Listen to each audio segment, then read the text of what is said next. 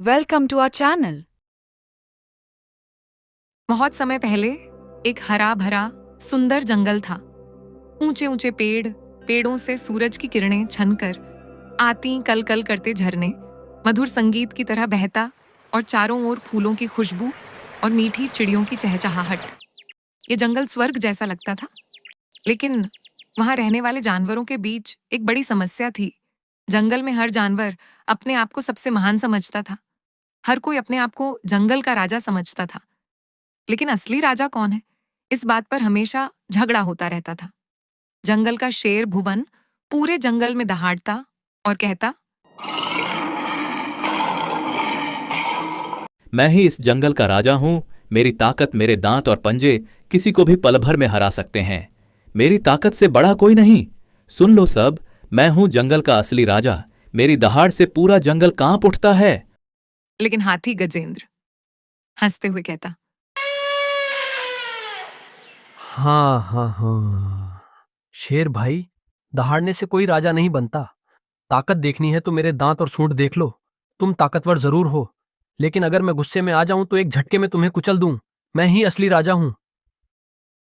बंदर चंचल फटाक से एक डाल से दूसरी डाल पर छलांग लगाते हुए बोला, ओह ओह ओह, ताकत से कुछ नहीं होता, बुद्धि चाहिए। राजा ताकतवर नहीं, चतुर होना चाहिए। राजा वही होना चाहिए जो सबसे चतुर हो, और चतुराई तो मेरे पास है, इसीलिए असली राजा मैं हूं।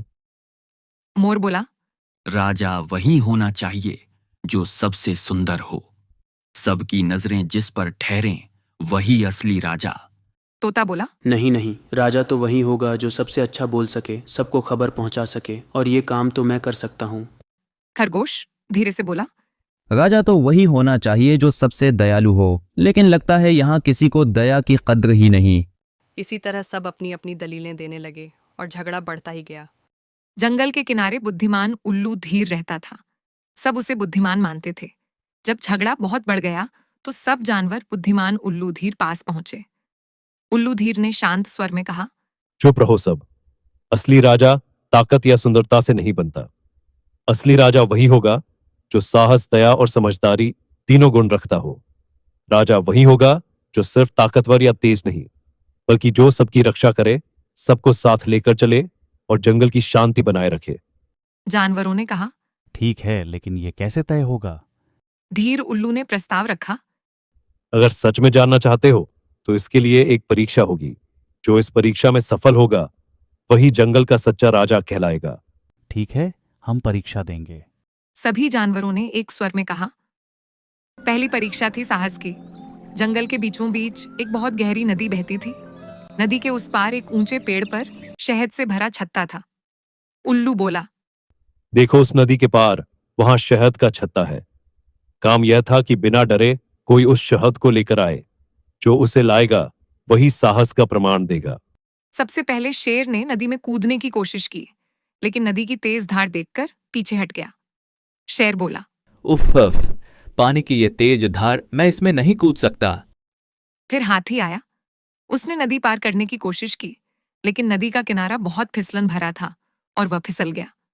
हाथी बोला, अरे बाप रे, ये तो बहुत फिसलन है, मैं तो गिर पड़ा। बंदर चंचल पेड़ पर चढ़ने में माहिर था।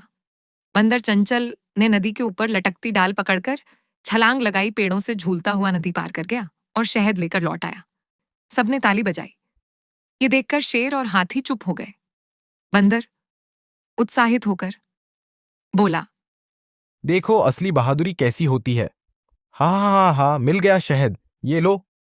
सभी जानवर बोले, वाह, चंचल बंदर ने कर दिखाया। दोस्तों, शेर और हाथी तो हार गए और बंदर जीत गया पहली परीक्षा में। आपको क्या लगता है कौन बनेगा जंगल का राजा? कमेंट करके बताएं और जानने के लिए देखें भाग 2।